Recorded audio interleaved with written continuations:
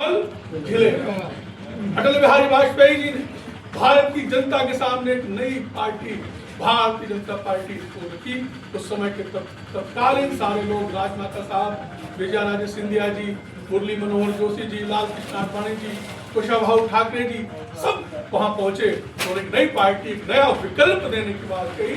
हम कांग्रेस के अलावा एक नया राष्ट्रीय बात आगे बढ़ी, लेकिन 1984 में एक गलत फैसले के कारण इंदिरा जी ने जो गलत निर्णय लिया था ऑपरेशन ब्लू स्टार का, उसके कारण इंदिरा जी की हत्या हुई। इंदिरा जी की हत्या होते ही उनकी हत्या के तुरंत बाद लोकसभा भंग करके, हम सब जानते हैं उस समय की कांग्रेस सरकार ने आपात चुनाव, लोकसभा के आम चुनाव करवा दिए। तो पूरे भारतवर्ष में कांग्रेस को 543 में से 417 सीटें मिली। विपक्ष के सारे दिग्गज चुनाव हार गए। हमारे अटल बिहारी वाजपेयी जी भी ग्वालियर से चुनाव हार गए। सारे दिग्गज चुनाव हार गए। दो जीते थे, गुजरात में और एक नलगोंडा आंध्र प्रदेश में। केवल 2 संसद सांसद हमारे रह गए। तब कांग्रेस कहती थी हम लोग हमारे तो भाजपा के लोग करिए। लेकिन समय आगे बढ़ा। 1989 में जब हमने राम मंदिर के आंदोलन को स्वीकार करते हुए राम रथ यात्रा, हमने कहा कि ये हमारे लिए राजनीति का विषय नहीं है, ये हमारे लिए आस्था का विषय है, धर्म का विषय है। इसलिए हम राम मंदिर के आंदोलन जो विश्व हिंदू परिषद और राम के नेतृत्व में चल रहा है, भारतीय जनता पार्टी उसको पूर्ण समर्थन देती है। और आडवाणी जी के नेतृत्व में जब राम रथ यात्रा शुरू हुई तो आपने सबने देखा कि गांव-गांव से जो ईंटें गई, गांव-गांव से जो एक आंदोलन शुरू हुआ, तो 1989 के चुनाव में भारतीय जनता पार्टी को लोकसभा चुनाव में 86 सीटें। 1991 में जब राजीव जी की नृशंस हत्या के बाद एक सहानुभूति की लहर बनी, तो पीवी नरसिम्हा राव ने एक आधी अधूरी गठबंधन की सरकार बनाई, तो भी भारतीय जनता पार्टी को 117 सीटें लोकसभा में प्राप्त। हम बढ़ रहे थे। भारत की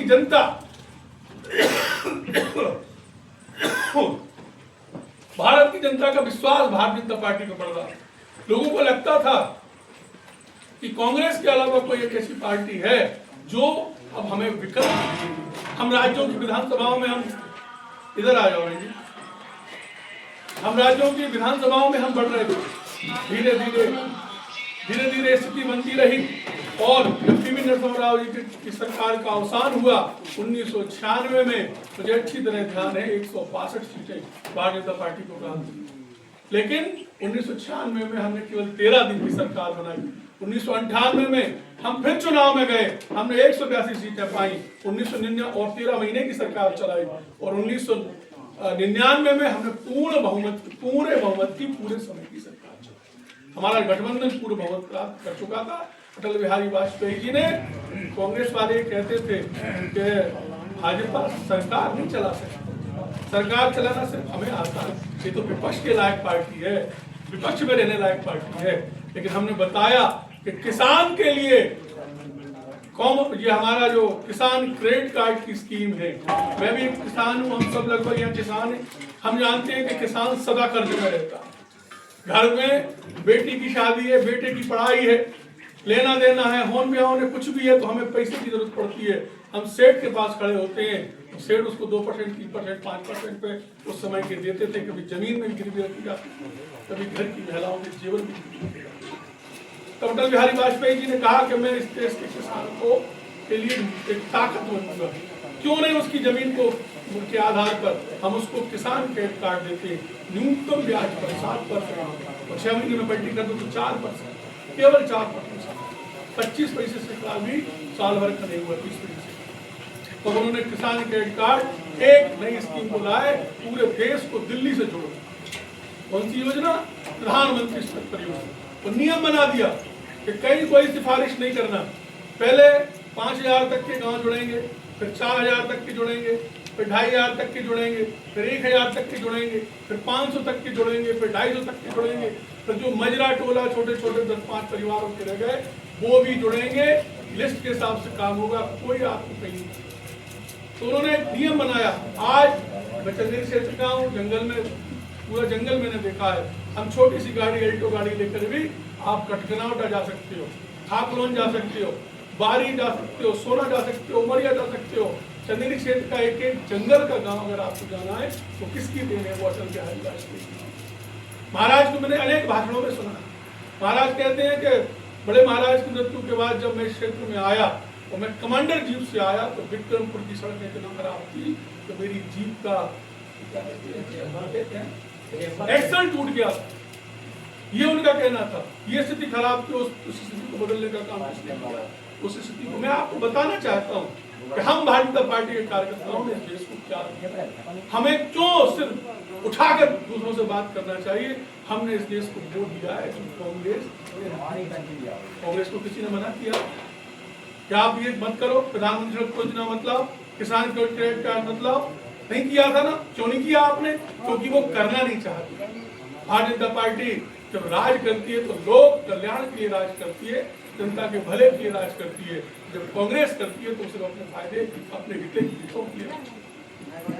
समय आगे बढ़ा जब अटल बिहारी वाजपेयी जी ने देश की सुरक्षा को अपना प्रमुख आधार बनाते हुए परमाणु विस्फोट का काम किया, तब पाकिस्तान ने, तब अमेरिका ने उनको रोका। कारगिल में जब युद्ध हुआ, उस युद्ध में भारत की सेना बड़ी वीरता से लड़ी और अमेरिका के राष्ट्रपति ने भारत के प्रधानमंत्री अटल बिहारी वाजपेयी जी को फोन किया। उन्होंने कहा कि देखो साहब, आप भी परमाणु संपन्न हो और पाकिस्तान भी परमाणु संपन्न है और पाकिस्तान ये कह रहा है कि हम परमाणु विस्फोट भारत पर कर देंगे और भारत को नुकसान। तब अटल बिहारी वाजपेयी जी ने कहा, उन्होंने ये कहा कि कल सुबह जो है पाकिस्तान भारत पे परमाणु बम से अटैक कर सकता है। तो अटल बिहारी वाजपेयी ने बड़े धैर्य से उस फोन को सुना। तो सुनने के बाद उन्होंने कहा कि आपकी बात मैंने सुन ली है, आप पाकिस्तान के राष्ट्रपति और प्रधानमंत्री को फोन लगाकर कह दीजिए कि अटल बिहारी वाजपेयी ने 1/3 भारतवर्ष को समाप्त मान लिया है, खत्म मान लिया है, लेकिन कल का सूरज पाकिस्तान नहीं, पूरा पाकिस्तान खत्म। इतनी वीरता, इतना साहस और राष्ट्र के प्रति इतनी भक्ति, इतना समर्पण ऐसे अटल बिहारी वाजपेयी जी ने। जब उनके बाद धीरे धीरे आगे बढ़ी, लेकिन एक चूक हमसे हो गई। तो वो चूक आज की सरकार नहीं कर रही, आज का नेतृत्व नहीं कर रही। उस समय क्या थी, हमने बहुत अच्छे काम किए थे, लेकिन हम चुप रहे थे। जंगल में मोर नाचा किसने देखा? लोग कहते थे फील गुड, शाइनिंग इंडिया।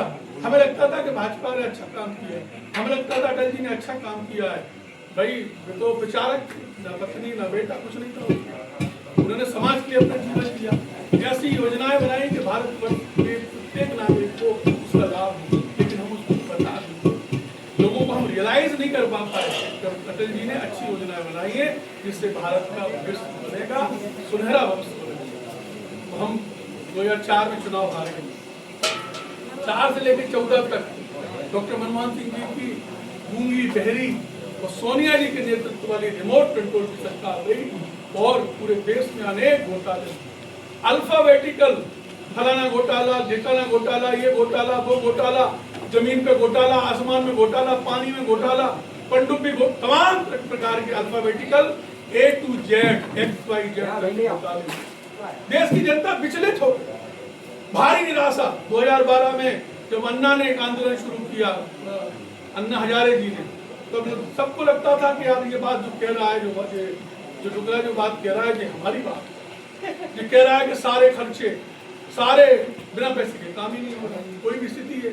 तो स्थिति ये बनी, भारतीय जनता पार्टी के नेतृत्व में संघ ने यह तय किया कि गुजरात के सफलतम मुख्यमंत्री, 14 साल तक गुजरात की सेवा करने वाले और ब्राइट बैंक चमकता हुआ गुजरात बनाने वाले नरेंद्र मोदी जी भारतीय जनता पार्टी की ओर से प्रधानमंत्री तक के उम्मीदवार। प्रधानमंत्री पद के उम्मीदवार नरेंद्र मोदी जी ने पूरे भारतवर्ष का बड़े स्तर पर दौरा किया। उन्होंने एक ही बात कही कि कसम खाता हूं, देश नहीं मिटने दूंगा, देश नहीं बिकने दूंगा, देश नहीं झुकने दूंगा। तो हम सब ने देखा 26 मई 2014 को ऐसा ही माइक लगा था राष्ट्रपति भवन में, अशोक हॉल में, और भारत के प्रधानमंत्री के रूप में नरेंद्र दामोदर दास मोदी ने पहली बार गैर कांग्रेस सरकार ने पूर्ण बहुमत की सरकार बनाई। हम जब पूर्ण बहुमत हुकूमत में आए तो हमने जिन सपनों को देखा था, हमने देखा कि कमर पे ऐसी हाथ रख के अमित शाह जी ने लोकसभा में 5 अगस्त 2019 को कहा कि मैं भारत का गृह मंत्री भारत के अनुच्छेद 370 को समाप्त करने की कोशिश। हमने देखा कि भारत और कश्मीर एक हो गए। हमने देखा कि वहाँ राज्य का दर्जा खत्म करके हमने वहाँ केंद्र शासित प्रदेश उसको बना दिया। अब कश्मीर की पुलिस गृह मंत्री के अधीन है, कश्मीर के मुख्यमंत्री के अधीन नहीं। अब वहाँ राज्यपाल नहीं, लेफ्टिनेंट गवर्नर बैठता है। अब वहाँ की पूरी सरकार का कंट्रोल, सुरक्षा का, धन का, संचार का, सब कुछ भारत सरकार के हाथ में। हमने 370 को खत्म हो चुका था। हमारा रामलला बारिश के दिनों में जब टेंट में जब पानी टपकता था, रामलला की प्रतिमा पर पानी आता, ठंडों में जब हम रजाई में सोते थे, तब वो राम जो हमारी आस्था है, हमारा पुराण है, हमारा सब कुछ है, वो राम जो भारत का आराध्य है, उस राम को मंदिर बनाने का 9 नवंबर 2019 को फैसला सुप्रीम कोर्ट से आया। कांग्रेस ने 24 वकील खड़े किए और कहा कि राम तो काल्पनिक है, इनके होने का कोई सबूत ही नहीं है। तब भारत की संसद में, भारत की सुप्रीम कोर्ट में नरेंद्र मोदी जी ने, उनके वकीलों ने पूरे अपने सबूत रखे। उन्होंने सबूत रखे कि साहब ये राम थे, ये राम की जन्मभूमि है, तो ये हिंदुओं को मिलना चाहिए। जब वो मिली तब आपने, मैंने, हम सब ने 22 जनवरी को शुभ दिन 22 को देखा कि हमारा राम उस भक्त और दिव्य मंदिर में बैठ चुका, उसकी प्रतिमा वहां विराजित हो चुकी है। मेरा और आपका राम, हम लोग सोचते थे कि क्या इसी देह से, इन्हीं आंखों से हम अपने जीवित रहते कभी राम मंदिर देख सकते हैं? मैं पूछता हूँ कि अगर कांग्रेस पार्टी अगर शासन में होती तो क्या वो राम मंदिर बनने देती? नहीं बनने देती। तो हमने देखा कि भाजपा ने उन सारे वादों संकल्पों को पूरा किया जिन्होंने तो हम 1952 से कैसे चले आए। भारतीय जनता पार्टी ने इतना ही नहीं किया, हमने उस गरीब के लिए जिसके सर पर छत नहीं थी, प्रधानमंत्री आवास योजना लाए, 12 करोड़ से अधिक आवास दिए। माताएं जो सुबह शौच के लिए अपने घर छोड़कर दूर जाती थी, उनकी मर्यादा में कहीं ना कहीं नुकसान था, तो हमने उनके लिए 12 करोड़ शौचालय बनवाए। आज गरीब से गरीब, अमीर से अमीर आदमी अगर भगवान ना करे उसको बीमारी आती है तो सबको दिक्कत होती, कितनी बड़ा आदमी क्यों ना हो, अगर उसको भी अगर कोई जटिल व्याधि आती है, डॉक्टर साहब बैठे 5 लाख, 10 लाख, 15 लाख, 20 लाख ऐसे खर्चे होते हैं। तो हमारे मोदी जी की सरकार ने कहा कि आपको व्यक्तिगत धन खर्च करने की आवश्यकता नहीं है, आयुष्मान कार्ड की योजना। हमारे चंदेरी में एक हलवाई जी हैं, हमारे घर के सामने रहते हैं, उनको हार्ट की दिक्कत थी, 3.5 लाख रुपए के इलाज में। जब चंदेरी आए तो उन्होंने मुझे बुलाया, कहने लगे आलोक तुम बहुत अच्छा काम करते हो बेटा, तुम्हारी पार्टी बहुत अच्छी है, मेरा कुल 1000 रुपये का खर्चा है और मैं स्वस्थ होकर एम्स भोपाल से आया, स्वस्थ। ये किसने किया? ये उस सरकार ने किया जो जनता को अपना मानती है, लोक कल्याण को सबसे पहले रखती है, मोदी जी की सरकार ने किया। और आज वो दिन है कि हम स्वाभिमान के साथ अपना भारतवर्ष को आगे बढ़ते और आगे बढ़ते, सबका साथ, सबका विकास, सबका प्रयास, सबका विश्वास, इसके आधार पर काम करते हैं। इसलिए